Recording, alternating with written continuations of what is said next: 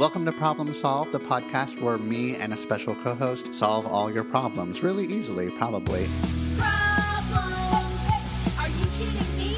I don't have any problems. Okay, I might have a few, but I can work on them with you. Come on.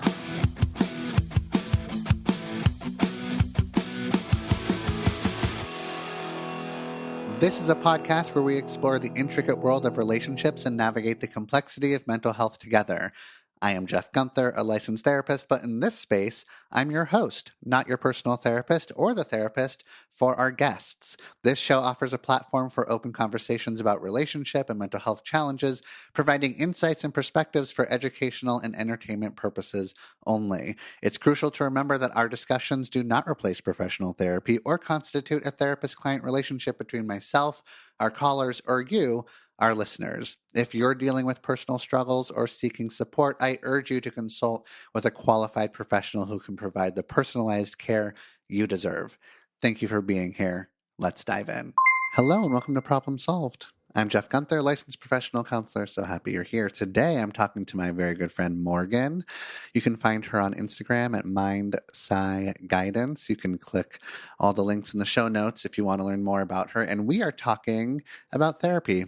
Going to therapy, if your therapist is a good match, what questions you can ask your therapist. This is just a really amazing conversation, I'd say, about all the ins and outs of therapy that you might not know about. And if you're in therapy or you're thinking about going to therapy, it's a must listen. Highly recommend. Also, you probably know this, but my book, Big Dating Energy, is out now. You should go get it. I'd love it if you left me a review on Amazon. You can also leave a review for this podcast. You can send me a message about how wonderful I am, and I will accept all those messages. I think that's all I got to say for you, so I'm going to step aside and start the episode. Hi, Morgan. Hello. How's it going? It's going pretty good. How are you doing? I'm doing good. This is actually the first episode that I'm recording live in person with somebody, so congratulations. Thank you. It's an honor. Yeah. You have a lovely space. Don't I? Yeah, you really do. Yeah. You got good taste. I do. Thank you. We're in a den. We're in the den of my house, and Good lighting. Yeah. Very moody lighting. Yeah, we got some moody vibes going on over here. Which is appropriate for our topic. We're going to be kind of moody. Yeah, we are. But before we even started recording, we talked about how maybe we shouldn't get too moody. Yeah. So we're going to try to keep an eye on that today. Yeah. But today I have you here to talk about when is therapy actually doing what we hope therapy is supposed to be doing? I think there's a lot of folks that are going to therapy nowadays, which is great. We love to see it. It feels like it's very on trend. Do you have any ideas about like why you think it's a little bit more on trend than it used to be? Well, I mean, awareness. I think that's a big part of it, is that we're starting to see that we're all humans. There doesn't have to be something wrong with you to go to therapy. I mean, everyone needs therapy, in my opinion. And I think that that's becoming a more broad, appreciated, understood narrative.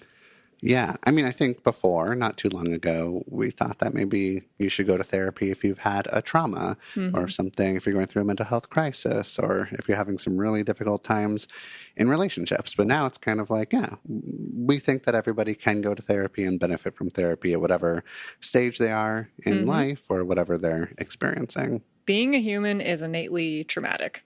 I just want to say, you don't have to have these significant traumas in your life. It is hard. It is challenging. And no matter what, having someone that is not your family, is not your friends, is a trained professional to hold an objective space for you to explore yourself in, that's a benefit to anyone, because we're human, not because there's something wrong with us. And I think that that's really part of what's shifting in the collective narrative. Yeah, agreed. Can we talk a little bit about actually how different the therapeutic relationship is compared to all the other relationships out there? Because it's a very special, unique relationship, right?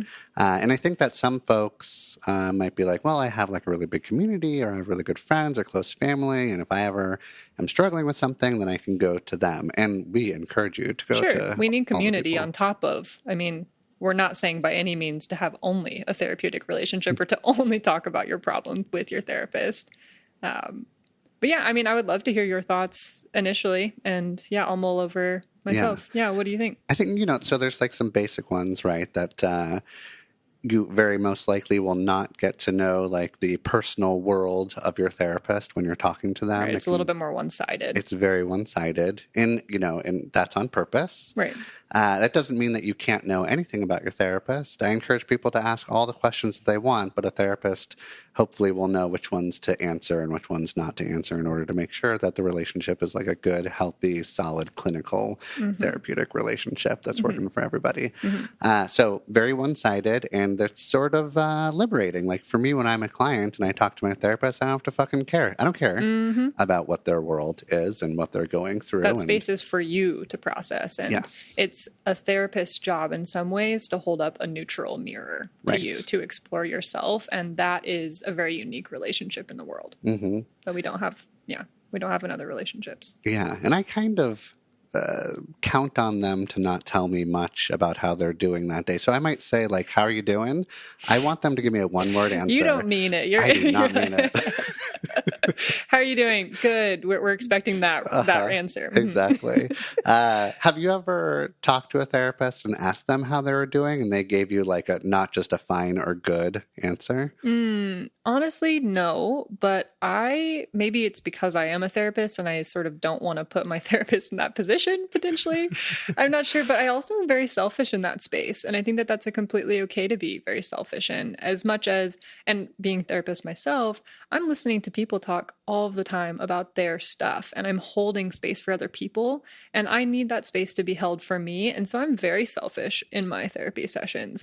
I mean, it is about me in that scenario, and I think that that's an okay place for that to be all about me. Right. And yeah, I think that whenever it comes down to it, I'm not asking my therapist, hey, how are you doing? Let's like, that's not anything that comes into my sessions, because intentionally I don't even bring that up. Right, exactly.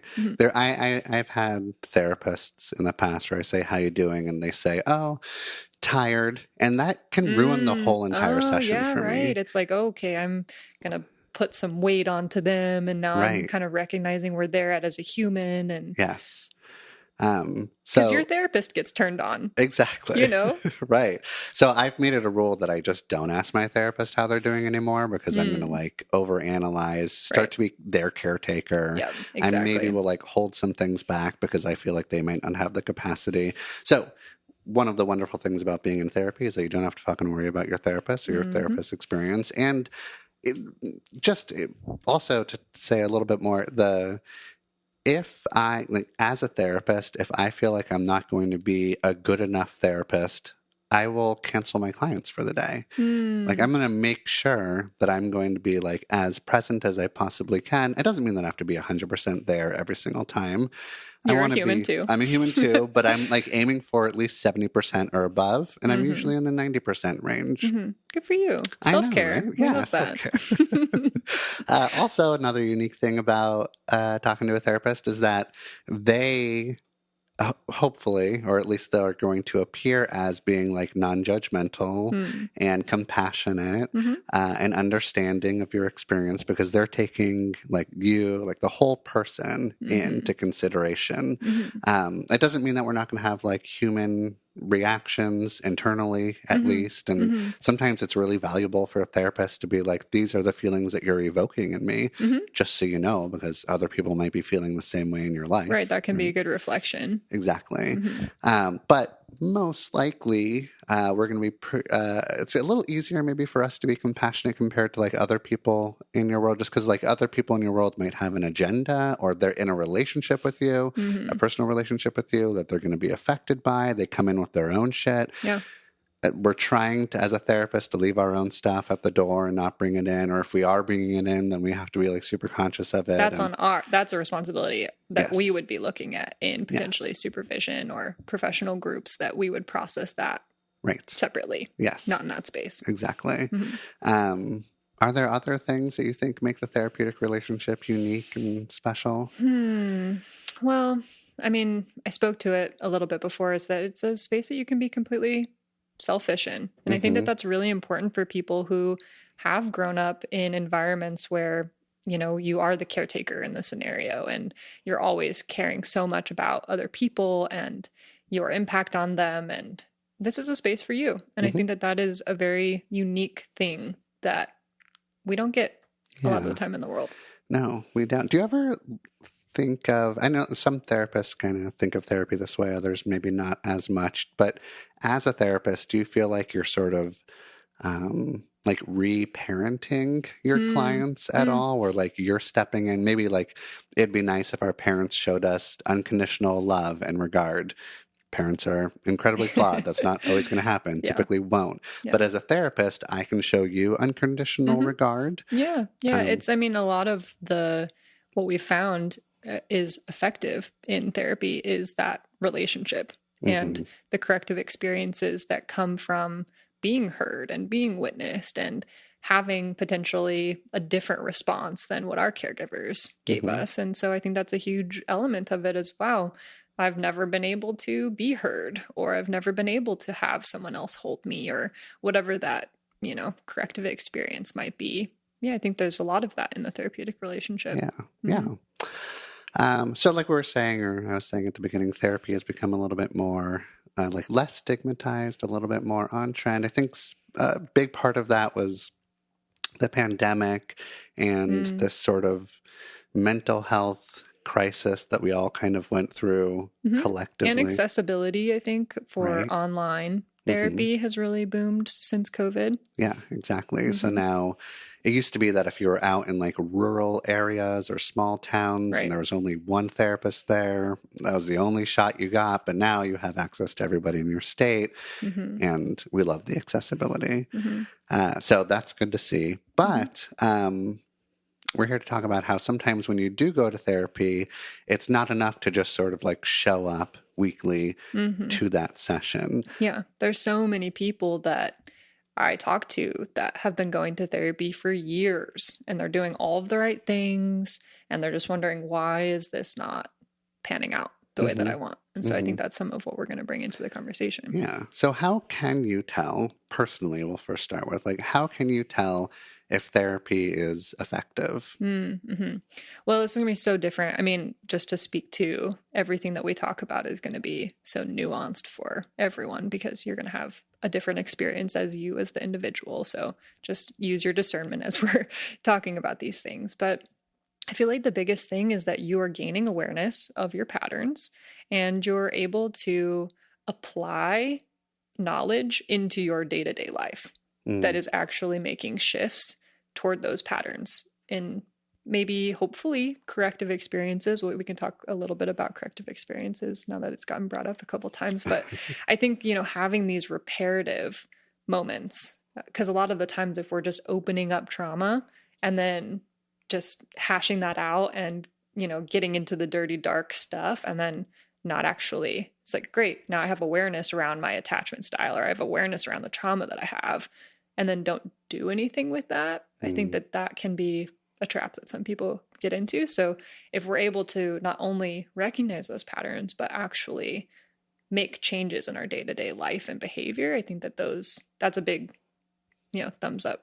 Yeah, big thumbs up. And the thing is, though, is that when you can have these like aha moments in therapy and you can intellectualize all and like theorize about like why you are the way you are and make connections to you had these specific things happen to you in your childhood and that's why you show up in the world this way, or that's why these relationships are following you, or mom didn't hug you enough, dad didn't play catch with you. Like, and they are really validating aha moments that give you this like a lot of clarity, and maybe, you know, do the thing that like Freud sort of was saying, like making the unconscious conscious, right? That's a really big part of therapy. So there is that part, and we love that part. And it's also like fun for a therapist to make those connections. We feel like good therapists when we like create these little aha moments. It's like right? can sometimes be like a little puzzle. Yes. Like, ooh. But I think that in some ways is a trap. I mean, if that's a great way to start. And I think that that's a really excellent part. Like you said, we love that part. It feels really good. We get a little bit of a dopamine hit, you know, whenever we're like, ooh, I figured it out. It's that aha moment. But if we don't take that intellectual knowledge, Mm-hmm. and actually put it into our day-to-day lives, then it's just stays there in our mind. Yeah. If we could think our way out of anxiety and depression and all of the things, like, we would have done it by now. It's not an intellectual exercise, Mm-hmm. right? Mm-hmm. And that's the thing. That's what a lot of my content and content like mine, like ours, sort of does, is we create these little dopamine hits Mm-hmm. of awareness and things to sort of ponder on, Mm-hmm. or maybe see yourself in these videos or the content that we're creating. But since we're not working with you individually, there's not much we can do about the change part. And Mm-hmm. I can't monitor the 100,000 people that look at that video Mm-hmm. and know if they're making changes with the insight that they might be possibly getting. And I don't even know if they're getting the right insight or the good insight or whatever. Like, Right. who knows what the hell is happening? Yeah, with and the we're content. not your therapists. And that too. TikTok is not therapy. No. Instagram is not therapy. No. So, Well, and therapy goes way beyond that intellectual aha moment, because Mhm. I think that that's a real part. And this is a trap that a lot of people get into, is that they think, oh, well, I've gone to therapy. I check off that box. I had the aha moment. And then they're not actually feeling better in their day to day, because they think that they're doing the work by having the aha moments. But that's sort of the starting point, which I think a lot of people don't want to hear, because it's easier to have an aha moment. It's easier to read the book. It's easier to listen to a podcast like this. It's easier to go into therapy and have that moment of like, wow, it all makes sense now. It's way harder to put that into practice and actually apply it into your life. And I think that that's a big part of maybe what's missing in a lot of people's equations. Yeah. Yeah.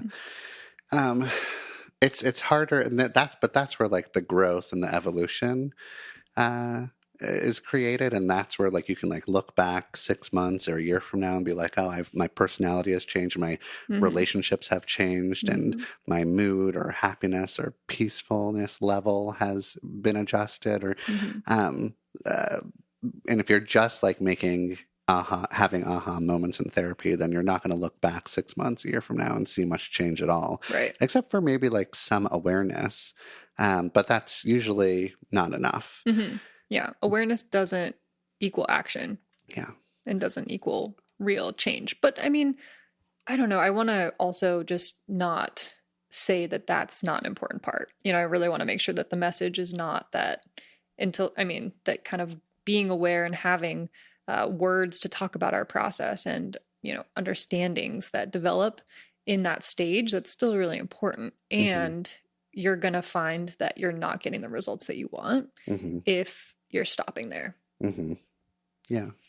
So why do you think this happens? Like, who's to blame here? Is it the client's fault? Is it the therapist's fault? Is it society? Is it the world? I would love to hear you talk about this one, because I think that this is, it's complex, Yeah. I would love to hear your thoughts. TikTok's fault? Right. It's all TikTok's fault. To a certain degree, it's TikTok's fault, or like Hollywood or the media, where there's sort of like, it can be sensationalized. Even in like, movies and TV shows, there's a lot of like therapy moments where people are having these aha experiences, but then there's not much change happening. I think that like, okay, so whose fault is that? It depends. I know. See, it's complex, but I mean, yeah, go ahead. Well, I wanna like force myself into blaming somebody or something, and I can't really do that with this. I think that like it's not so much the client's fault or the therapist's fault if we're just going to focus on like what's happening in the office. It's more about the dynamic there, that the therapist might not be possibly getting all of the information that they need to get, and they can't within an hour once a week. Like we cannot realistically be able to holistically see someone's world and talk about. It's like we get really one big topic a lot of the time, and it's like, great, we're scratching the surface of someone's life. Yeah, exactly. So that's a part of it. That's a part of it. We can't follow you around the entire week. Well, and some of it, and like just being honest with yourself as you're listening, how much of the thing that you actually need to talk about in therapy are you not actually talking about? It's like, we have these bigger layers of things that sometimes we're just going to talk about that relatively surface level thing, because that's easier to access. It's easier to access and it's fun to tell a story. How was your week last week? And then we talk about the last week where maybe that's not what we need to be talking about. Yeah. And a lot of therapists might call that like a content dump. Where you just come in and dump all the content and then leave and then like, what the fuck happened here? And everybody's use of that space is different. If you're somebody that feels like that's what you need, great. And, you know, maybe check in with your intentions of why you're in therapy too. Yes, exactly. And so one of the things that a therapist can do in that situation is point it out. Like, it seems that you're coming in here, you're telling me all the stories. And I've told this to many clients where like, you're such a captivating storyteller and I'm an amazing audience member. I'm so engaged. Yeah. I'm incredibly engaged. I'm like waiting for you to come back to give me the update on what happened with your ex-best friend who sent you that shitty text. Like, let's go through it together. And oh my God. So there's like this sort of, I don't know, not addictive quality, but this thing that kind of like keeps us coming back to the story because it's so interesting and entertaining. And I remember when I was a baby therapist, and I was like, I became a therapist when I was 24. So I was like, literal baby. Aww. Yeah. And I was also like, I want to get my license as fast as I can, which means I'm going to get as many clients as I possibly can. And I'd have like between 30 to 35 clients a week. Building up the hours. Building up those hours, trying to hit that 2,000 hours to get licensed. And I would have clients back to back to back to back, sometimes 7 to 8 clients a day. And my like colleagues or supervisor would be like, are you burnt out at the end of the day? And I would say like, no, because it's almost like all these clients are coming in, and this is an old reference, but you'll get it. And it's almost like I'm watching like a Lost episode. Oh my gosh, I love Lost. Oh, Lost was so good. And Lost had the best cliffhangers, right? And you could not wait for the next episode. And I had the same feeling with my clients where it's just like, I'm binging my favorite Lost episodes and I get to influence the story. So this is like, I'm a writer on Lost, basically.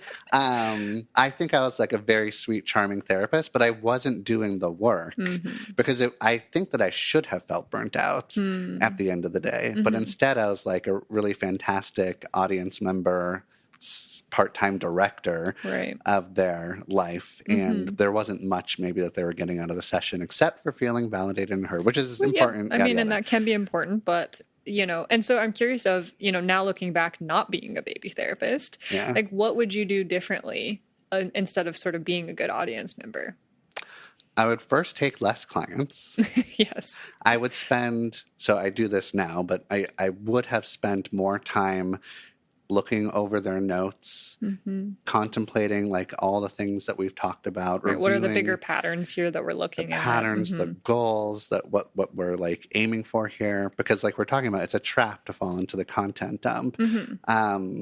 I would challenge them a bit more and allow them to be uncomfortable in session, which I was afraid to do when I was 24 years old. I just wanted you to leave and be like, that was the most amazing session ever. I love Jeff. I love Jeff. That was like, yes, I want to get through 50 minutes. I want you to love Jeff. I want you to keep on doing that over and over again. And now I'm going to go ahead and like allow there to be silence, allow there to be uncomfortable, and let you know that like you came in with to address this sort of thing in therapy, and it hasn't changed in your life. Like, is it, what's going on We here? got to hold that accountability piece in there and sort of show something to someone that they might not want to look at. I mean, that's part of our job. I actually had a mentor once tell me that if you're a really good therapist, then the client probably won't like you that much.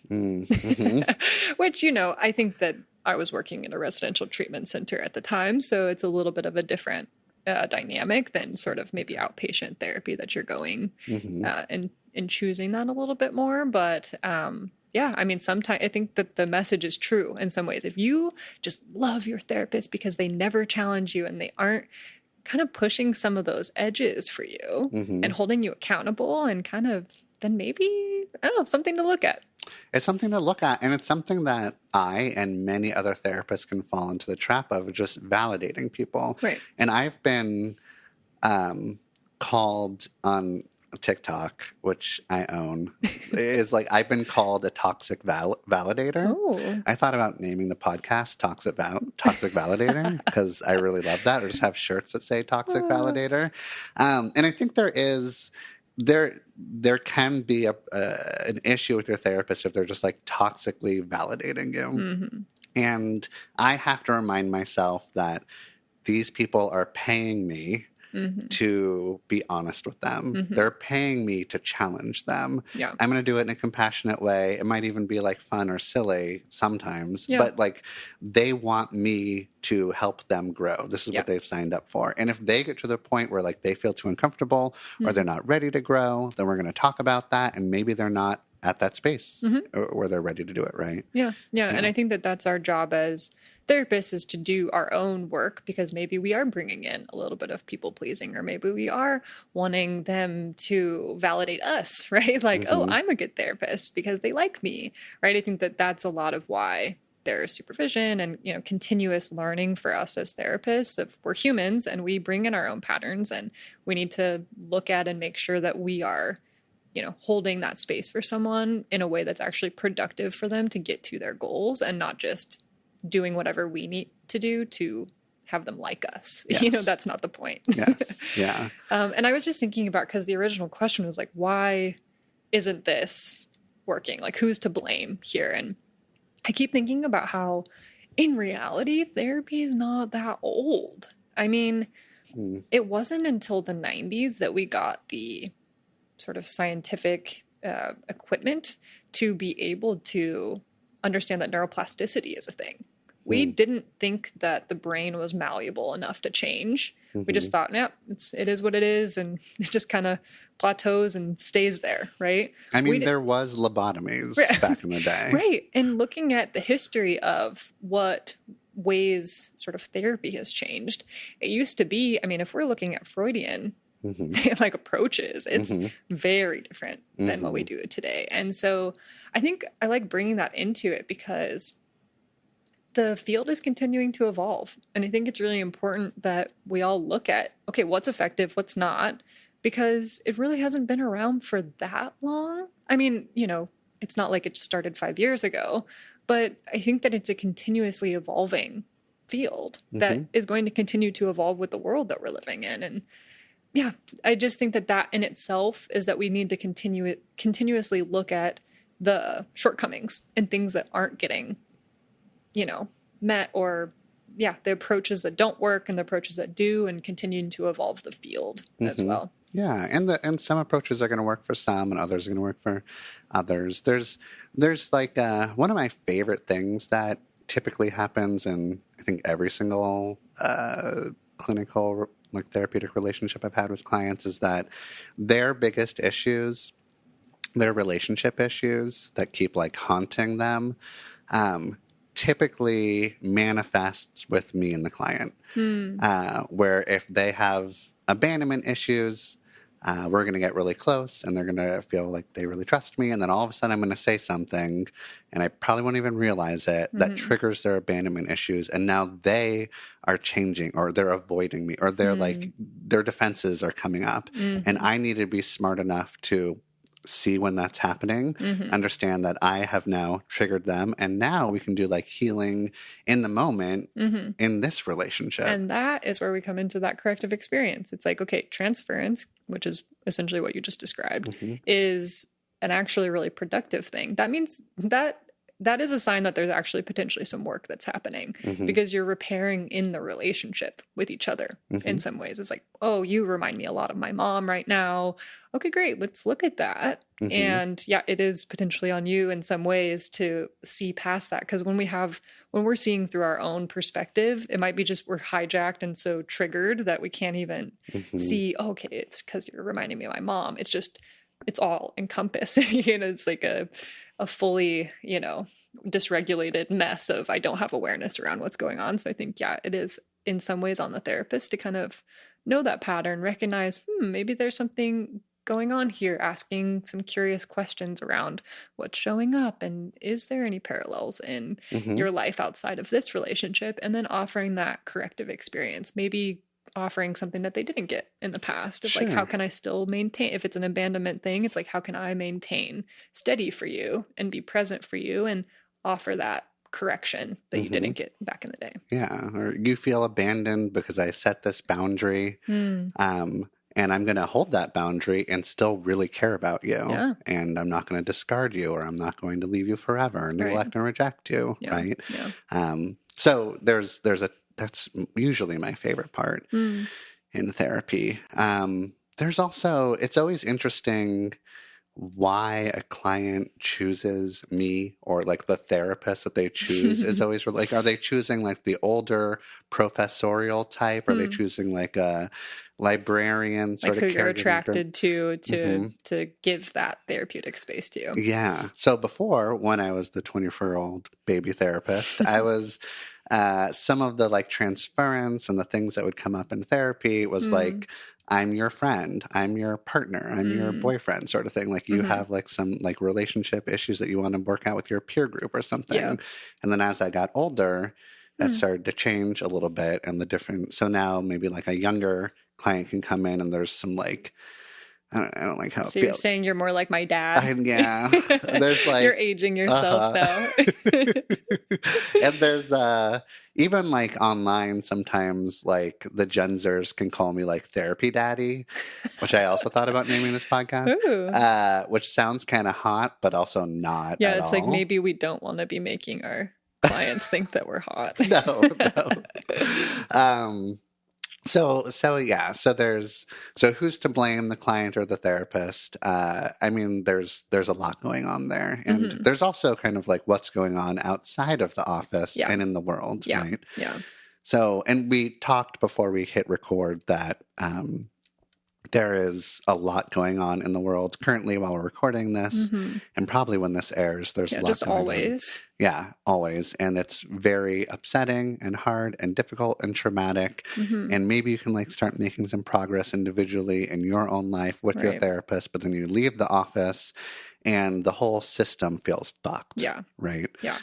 So there's so much systemic injustice and all of these big, heavy, hard topics that we don't know how to address individually, that I think part of what we want to do here is just validate the challenges that come with systemic issues that we feel powerless as individuals to really help. And that can bring us into a really hopeless place that, I think is important to continue to talk about in therapy, but also in your larger communities, and, really doing what you can at a systemic level if possible. But we also wanted to say that, it's okay with wherever you're at in that process, because it's a hard thing. And we just wanted to bring that into the conversation too, because so much of the therapeutic world is an individual lens.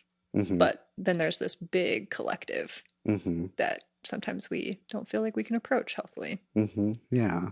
And so we can't tell you exactly how to like cope with everything that's going on in the world and how you can make individual progress in your life, but it is something that you should talk to your therapist about, because you'd probably be able to come up with unique solutions for you and what you need. And but we want to bring into it the conversation around the need for community and larger, even if it's not the huge world system, like global system, let's still bring it into a larger system in your world. Maybe it's not your family, but maybe it's your friend group, or maybe it's a community that you find in your city that you live in, or whatever. I think that we're innately social creatures. So we need to bring the therapeutic conversation and what work we're doing in the therapy office outside into our daily lives and into communities. Yeah. So there's like self-care and there's also community care. And we hope that you're getting both of those things. And it's an important part of the equation that I think oftentimes can get missed in a very individualistic culture that we have in the Western world. I missed it for the vast majority of my life. Growing up in the family and the culture that I grew up in, it was hyper individualistic, sometimes toxically individualistic. We're expected to each build our own empires and just be sitting in our little thrones and our castles that we've built by ourselves. And it's like, we're not going to be happy that way. So no matter how many awareness aha moments that you have in therapy, if you're not part of a community and really, getting that fill of social connection that we need, we're not going to feel good. Right.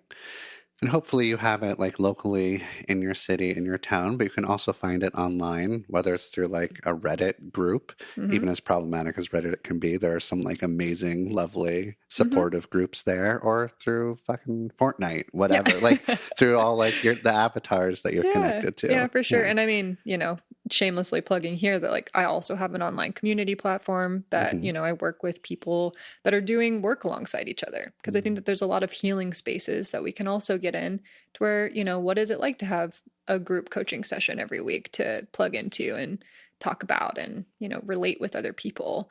I think that can be a really helpful tool too, because sometimes we really are in spaces like our communities in person don't really care about the work that we're doing, and that can be a reality.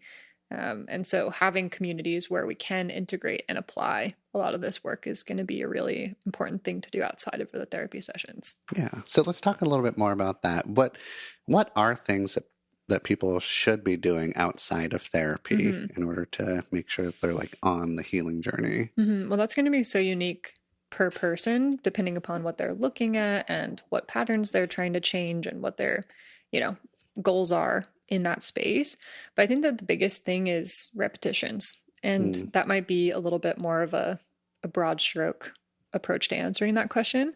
But I mean, whenever we get down to it, we have neural pathways in our brains that take thousands of repetitions to really solidify.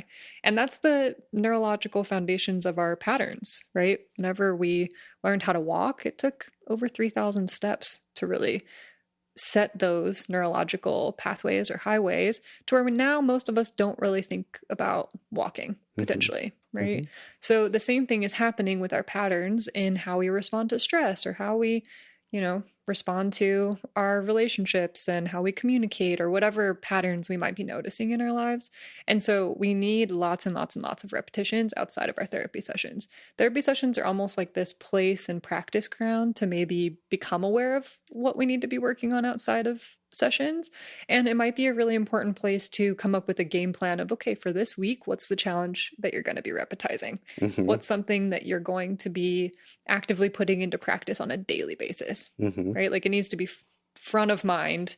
And I guess while I'm just on this riff right now, I think that a lot of people end up giving up because we don't get enough repetitions in, then we don't see the change.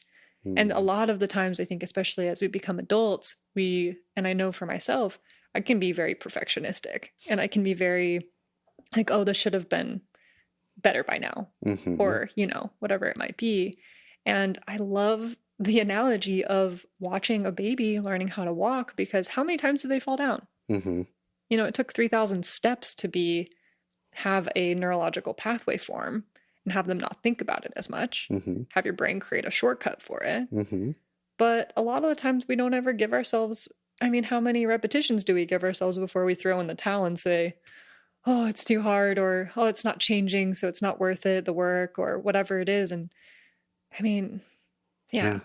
And those little babies that are learning to walk, they can really bonk their heads super hard. They can get they can cry really loudly because of the pain that they're going through, yet they continue to get up. That was like my most resilient probably when I learned to walk. After that, God, 3,000 steps and all those times that you're falling, and how scary it must feel to like actually lift your body up. And, right. You've never done this before, but I think that in itself, I hope to give a little bit of a compassionate look at the process of learning and growing, because it's hard.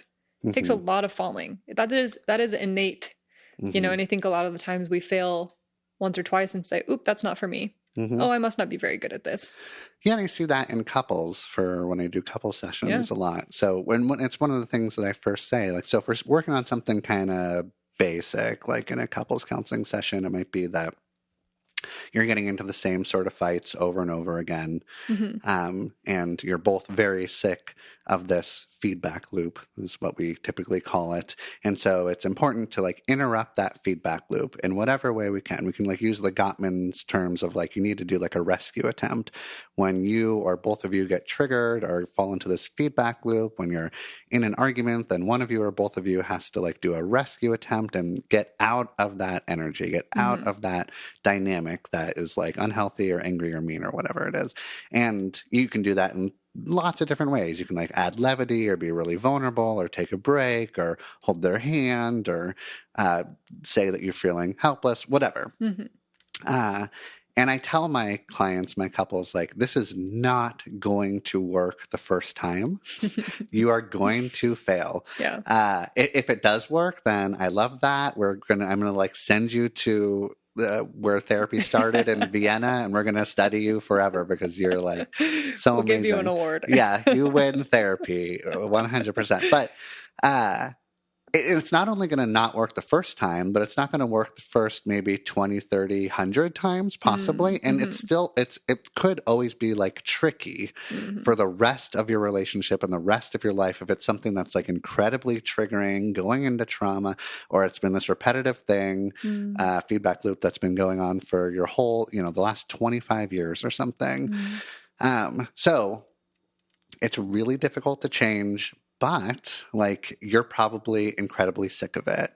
You are frustrated, you're mad, you haven't had the relationship that you want, you're here paying money in therapy, spending time thinking about it, you badly want to change. So I'm also trying to kind of like identify with that like inspiration and motivation, because you're going to forget all about that once you get in that stupid fucking fight again, your partner's being a fucking turd and they say the same goddamn bullshit. It feels easier to break up the relationship than actually work on it. And then I have to be like the therapist asshole that's just like, you can totally break up. Like, I will help you end this relationship. I guarantee you will experience this problem with your next person. Yeah. This will never go away unless you want some surface level non-relationship or whatever.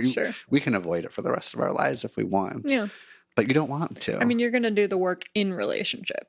Right. Yeah. Yeah. And that's the thing. You can do it in relationship with your partner, with a friend or a therapist or mom or dad or sister, whatever. But it's hard and it's difficult and it doesn't feel good. And there's also sort of this, it's not so much that like your partner, your shitty partner that's acting like an asshole, it's not so much that they need to change and look at what they're contributing, but it's also about like what you need to change, and you're doing something that's hurting somebody or you're doing something that's really immature.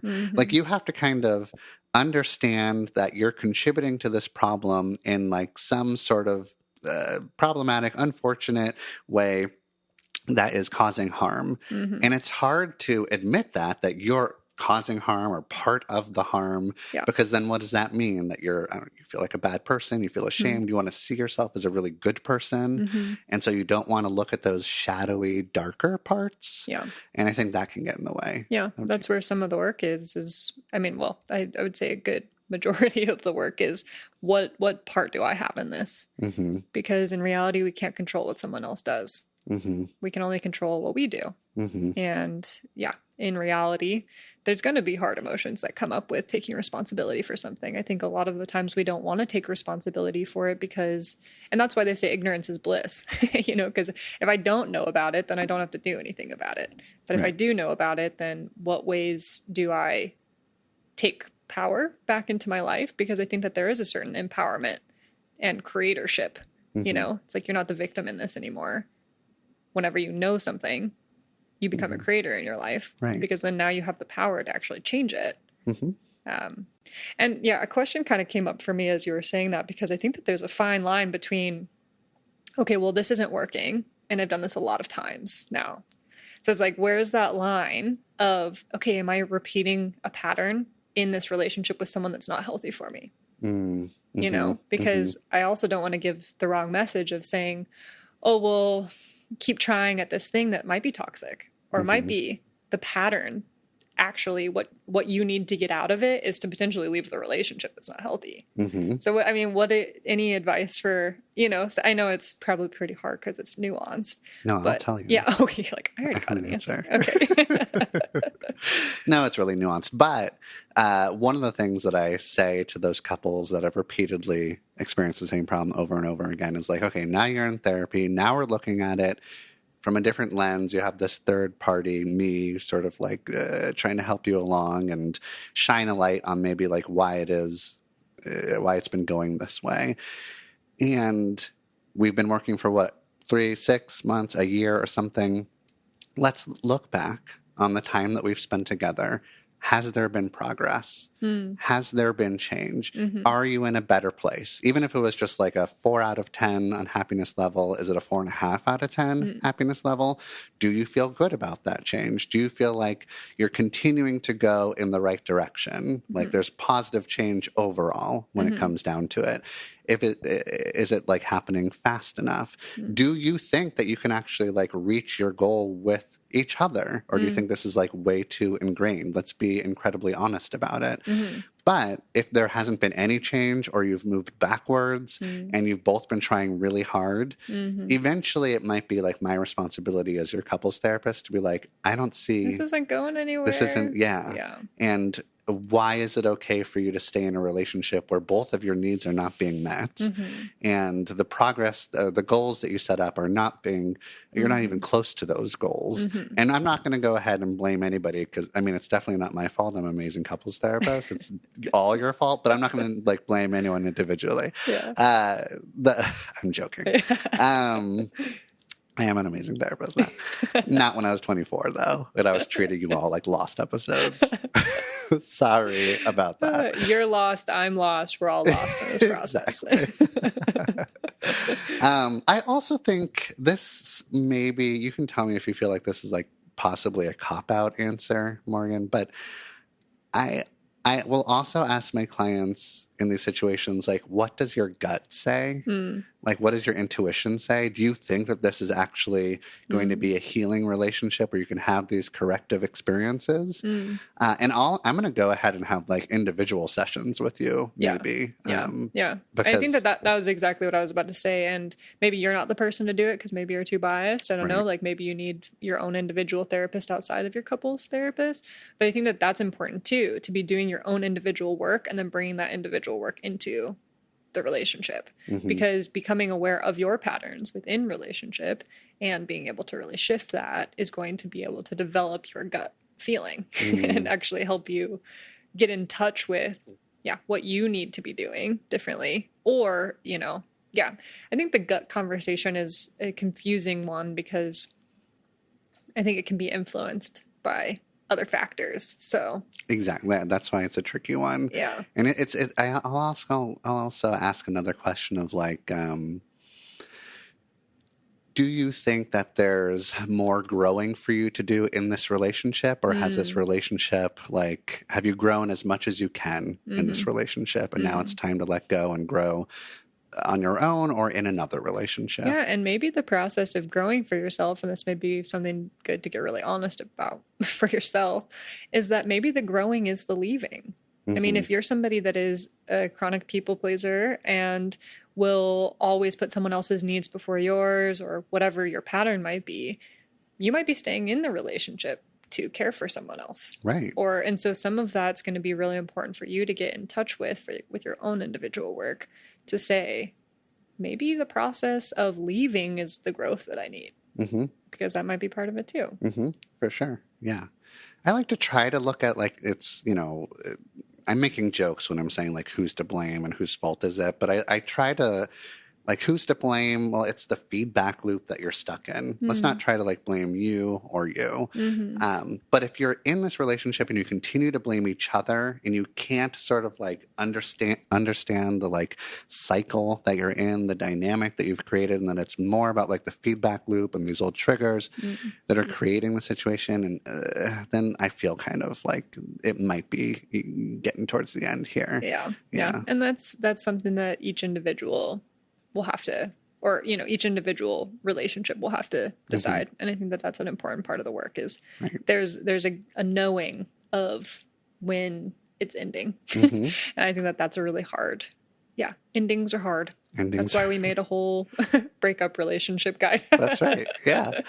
The last thing that I want to kind of focus on here, which is, I don't think we're going to be able to answer this question, but it's a common one that I get from folks that are in the dating scene and starting to like go on first dates, meet new people, is how can I tell if the person I'm on a date with has actually done the work in therapy and they're not just using therapy speak, and they're not just putting therapy on their profile because they went for 6 months and never again. Right. That's the trendiness coming in of like, okay, if I put this on my profile, then I get points. Yes.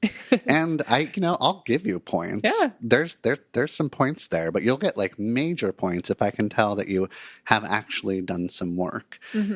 Off the top of your head, do you think there's any any way you can tell if someone you first start dating in the first few dates, if you can tell if they've actually done it? Well, I mean, the first thing is behavior speaks way louder than words. So, I mean, watch the behavior. And I think a lot of the times we really, especially in the dating world, is that we are projecting onto them things that we want to see. So really keeping our projections in check, really being in an observational stage, because watch yourself. If they say, oh, I've been to therapy. Oh my gosh, how much are you telling all of your friends? Oh my God, they've been to therapy. And like, you're not even looking at the behavior, because I think that that can be some rose colored glasses and you want it to work and you think it's really great. So maybe just staying objective, I think is step one, but also staying curious with them. And it's a tricky thing, because how much vulnerability do you want to get into with somebody that you just met? Maybe it's not appropriate to dive headfirst into someone's trauma. Like maybe we don't get into, well, what are you working on in therapy? And it doesn't need to be this like full disclosure of what's going on, because I think that in some ways that can lead to some trauma bonding and things that like might not be a healthy thing to build a relationship on. So some of it really just comes down to behavior and watching what they're doing. Are they a healthy person? Are they responding to challenges healthily? And if it does feel important for you to really be able to check into this, I just say stay curious, especially if you've been to therapy yourself. Maybe recognizing what indicators did you notice in yourself when you were, going to therapy and changing your patterns and things. Like, can they mirror that in you? Yeah. What are your initial thoughts on? I love that answer. You're in the dating scene, and I like that question though of like, what have you gotten out of therapy? I don't know if that's an appropriate first, second, or third date question. Right. But for my listeners, they probably do think it's appropriate. All right, I'm here to talk to you about your therapy sessions. Let's go play by play of what you talked about. I think that's a good question down the line. I think that a common question that I get from women that I date is, tell me about your past relationships and the role that you played in the ending of them or in the issues, the difficult things that came up in the relationship. Yeah. So I can say like, it ended and this is how I contributed. Sure. And I've learned that like I show up in these ways in relationships that don't feel good to me, that isn't working for my partners. And this is something that I'm trying to work on. Yeah. Again, that's just talk. Yeah. Right? Like you're saying. No, that's what I was going to say. Is it like you can get so good, especially if you're an intellectualizer in therapy, because you can know all of the therapy talk. Yeah. And you can weaponize it. You can be really good at talking about this stuff, but actually to be doing nothing in your actual day-to-day life. So I think the answer is you can't tell. Like you don't. You can tell in behavior. You can't tell the first 3 dates. Yeah. Yeah. So let's maybe we chalk it up as that might be a good quality, but I'm going to continue to observe that. Sure. And not make it so that we go tell all of our friends, oh my God, they're in therapy. This is so great, Exactly. And likely you're not going to be able to tell if somebody's actually making changes until you're out of the honeymoon stage, most likely, probably, right? Yeah. So you can get all of the good information and do the therapy talk and speak, whatever. And those are like some green flags. That's good. Yeah. I like talking about, in relationships, I talk about this a lot with my clients, because I think we get so excited about a new relationship and we most often are showing our best parts, especially in, the dating world. And so we're going to be showing our equivalent to like a summer or a spring. And so I like telling my clients that, are starting to get into month 3, month 5, month 8, getting into a year. Have you seen them in all their seasons yet? Because in reality, if you haven't seen their winter yet, you probably won't know how they respond to challenge or their deep pattern that they're not going to show you in the first dates. You're not going to know. Yeah. And so a big part of being able to tell if the therapy is working for them and they're actually doing the work is knowing them in their seasons. And that takes time. I think we want that quick, answer and be able to tell. But I mean, in reality, dating takes time. Building a relationship takes time. And even if you meet them in their spring or summer, there's going to be moments where they're stressed or vulnerable or where you're feeling emotional and then they are going to respond to it. So you get these little glimpses into what it is that will give you, eventually get the bigger picture. Do you have any like red flags in those like glimpses? Like, cause I know I've got a couple. I'm just curious if you have any that shows up. Shows up and you're like, oh, I don't know if I can. Yeah. The like if I'm talking about something that I'm struggling with and I'm feeling hard feelings about it, if they go directly into problem solving mode, if I don't feel like seen and heard and validated, that can be a little bit of a red flag. If they like change the subject, if they also they might not like offer as much support to me personally because I'm a therapist and maybe they think that like I can do self-therapy. Yeah. If they are like dismissive or make a joke that doesn't feel well timed or appropriate, those are some red flags. What are yours? Yeah. Well, one of the bigger ones for me is when there's a burst of anger. Like if I see someone get kind of really dysregulated in an angry place, but that's because of my history. And I just know that about myself, had a dad that got pretty angry a lot of the time. So it's like when I see that burst of anger, I'm like, nope. I know that that's in there now. Yeah. I know that that's how you respond to stress. I think my version of that is if I can't access you. Like you're withdrawing. You withdrawn so much that I have no way to connect with you or I can't influence you in a positive way. Yeah. And go ahead, like that's going to be a normal thing that's going to happen for a little bit. But if that lasts for hours or the whole day or weeks, again, there's nothing wrong with that. It's just that I personally don't have a lot of tolerance for that. And I think that's good to know for yourself. Okay, what are my triggers? What am I able to tolerate in relationships? What feels healthy for me? And I think that if someone, doesn't know that they get withdrawn and they're in therapy, that's that kind of also thing of, okay, maybe they're not doing the work if they're not able to see that when they get stressed, this is what happens. Right. And when you get withdrawn and I can't access you, what happens for me is like, I think you're manipulating me. Like that's my bullshit. That's my thing that I'm projecting. Yeah. Because in my family, when somebody was not like able to be accessed, they're trying to make me feel shame or whatever. When that's maybe not what you're doing at all. Right. Right. Exactly. So I need to be conscious of like, that's what I'm putting on the situation. Yeah. Anyways. But I get to decide like, if I'm with a partner who's constantly withdrawing, I can't work on that. Yeah. But if you're doing that every now and then, I can totally fucking work on that. Yeah. Yeah. And I think that I was just talking to my friend actually yesterday about this because we were talking about people that she was dating and she kind of had some choices, of like, who do I choose? And I was comparing the problems in the relationship in a lot of ways. It was sort of, okay, well, what patterns are you okay to have? Because there's going to be problems in every single relationship. Like there isn't some dream boat that's waiting for you to sweep you off your feet and they have no problems or patterns. And even somebody that, so it's sort of a like, what problems are you okay to have? Because if you're somebody that's like, yeah, I'm okay if they go off and do their own thing for a little while, if that's how they get triggered, great. But if it's something that is so triggering to you that it puts you into a meltdown and you have your own process about it and this whole thing, then like maybe that's not a healthy relationship for you. And that's okay to not be in. Exactly. Yeah. Yeah. Yeah. No, it's a good way to look at it. It's like, what issues and problems are you able to like deal with currently? And what if it doesn't ever really change that much? Yeah. Like, Yeah. can you tolerate this for the rest of the Yeah. relationship? Can you look at your relationship and say, those problems I'm thankful to have? Mm-hmm. Because there's going to be problems, period. Right. There's no avoiding that. Exactly. Yeah. Morgan, where can people find you?